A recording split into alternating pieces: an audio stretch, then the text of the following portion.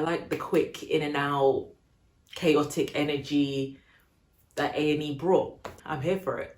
A metal pole, and it had gone down and it had gone through his boot. And is COVID real?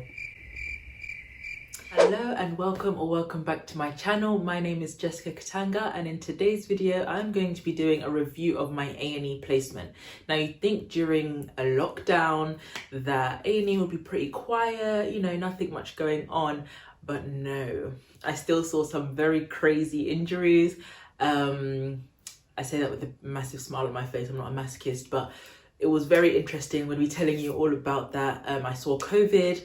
I'm going to be talking about how the whole A&E was being COVID secure and COVID safe. And I'm also going to be answering your very interesting questions. So let's get right into it.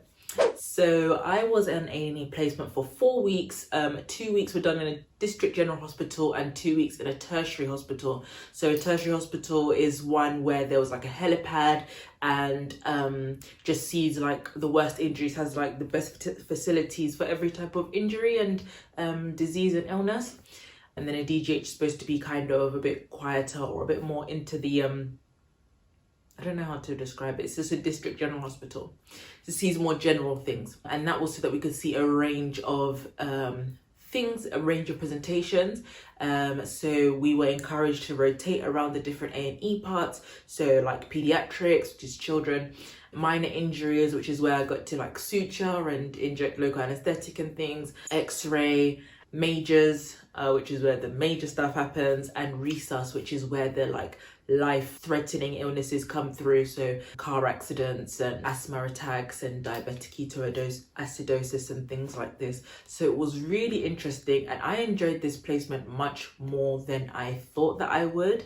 I thought, like, you know, that I like the more quiet life, you know, I've just come from GP, but no, I like the quick in and out, chaotic energy that A&E brought. I'm here for it. And then in terms of COVID, I saw a COVID patient and I put on my story some different things about the COVID. So I put up like a chest x-ray and what we do for COVID patients. So I'll just repeat it here, but make sure to follow me on Instagram so that you can see when I do these little like quizzes and things. So this is what a COVID chest x-ray looks like. One thing that is part of the COVID protocol is to make the patient lie prone, which is when they lie on their tummy, and that increases their oxygen sats. Now, the person that I saw was extremely ill, even though he was normally fit and healthy. So one of the questions that I got is COVID real? COVID is real. I've seen it, and I know that a lot of people like are not trusting the authorities that be and stuff, because I know that there has been lots of misinformation out there, or, you know, mystery around it, but honestly it is real. It was making normal people very ill. I saw all different ages presenting with it, so please still just take it seriously. Rant done. Yeah, what else? So then we were in our full PPE, visor, fitted mask, I think it's called FF3 or something, and apron and gloves and things. Yeah, he was very ill. He came in on like 83% sats on room air, and then on 15 litres non-rebreathe, which is the highest amount of oxygen that you can give someone. He was still on 92%, and normally good oxygen sats should be 94 to 98 to 100. What else did I see? What crazy injuries did I see? Okay, so I saw a dog bite where their thumb had been bitten off, abscesses. One builder came in and there was a metal pole and it had gone down and it had gone through his boot and into his foot, like a crush injury of his foot, and like a massive wound. So it was an open fracture. That was very interesting. I saw a scooter and a bus driving into a scooter, and then he had to come in and he had like a shoulder dislocation, like the shoulder was completely dislocated. Saw DKA, so he was very unwell. His glucose was at like 32 millimoles per litre, and seen injuries to do with alcohol. Also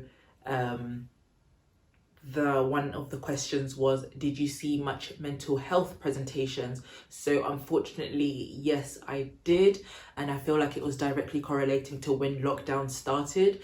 Unfortunately, lots of people come through A&E with mental health crises, and that was really, really heartbreaking. Some of the things that I saw were, it was like all ages, down from like persistent suicidal thoughts in like pediatrics, so like teenagers, to anorexia, and she had fasted for about 2 weeks. She wasn't eating much, so she had to come in. And then there was, yes, so many attempted suicides that I saw, unfortunately.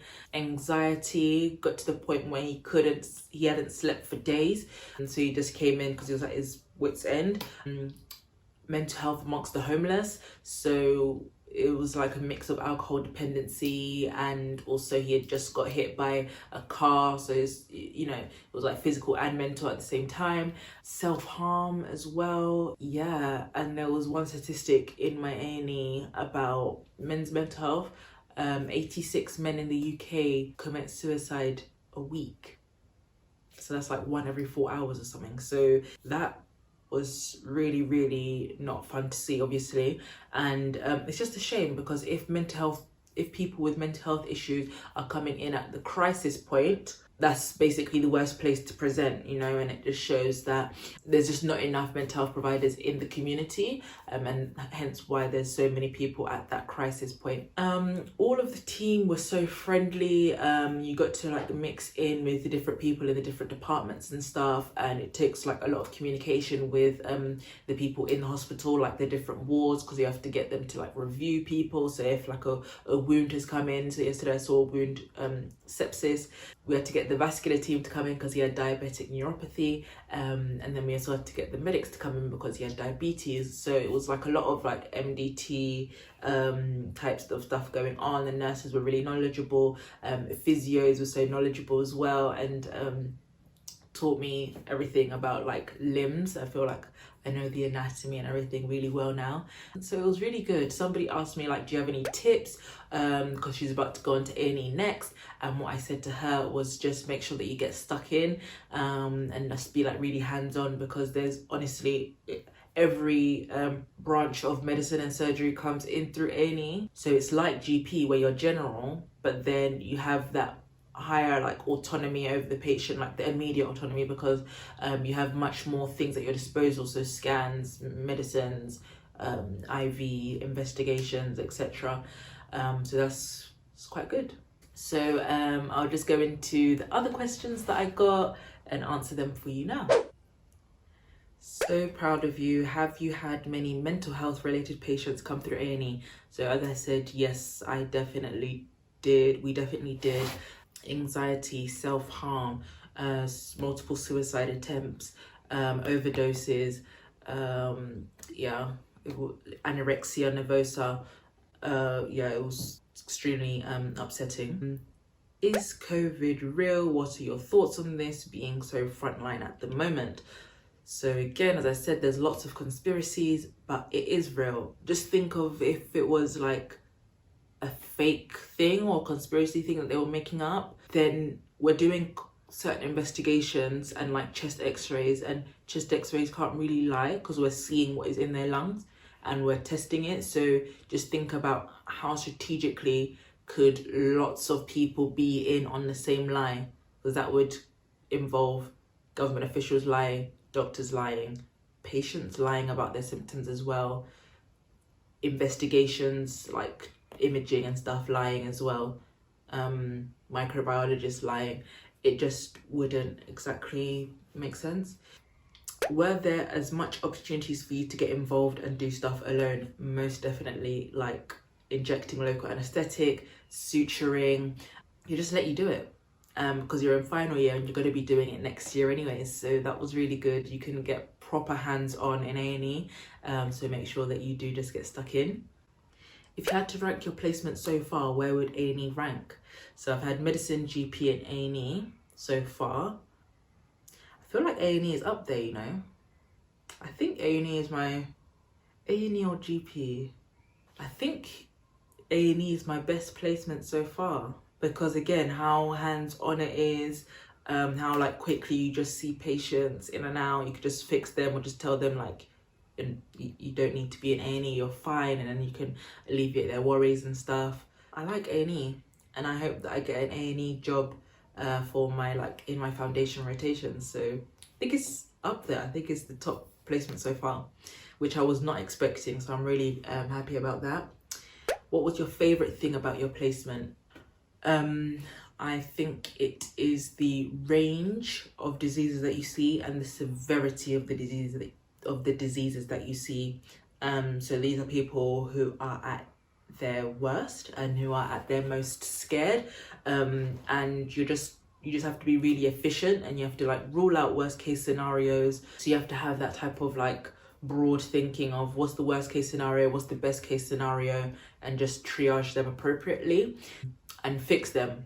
And you just want them in and out as quick as possible. And obviously that can sound like, oh, you don't care about your patients, you just want to see them out, but the patient doesn't want to be in hospital either. So it's good if you can just alleviate their concerns and they can be gone. And then also there's also a GPs also work in A&E as well, which was quite cool. So for people who have come to A&E but that's not exactly where they need to be, then there was like a GP there as well. So it was just like a whole MDT, as I said, physios, nurses, GPs, A&E physicians, HCAs working together, and paramedics as well. It's a proper team effort. So that's probably what I liked most about it, the efficiency and how much you have at your disposal. That was my review of this placement. I hope you enjoyed this video. Make sure you like if you liked it. And even if you didn't, just press the like button. It's not gonna hurt you. Comment down below what placement you're on, whether you've done A&E and whether you're liking it. Comment down below if you have had to go to A&E during this lockdown, you know, if you had any wacky injuries or anything. And make sure you subscribe so you can see the next video, and I shall see you in the next one. Bye.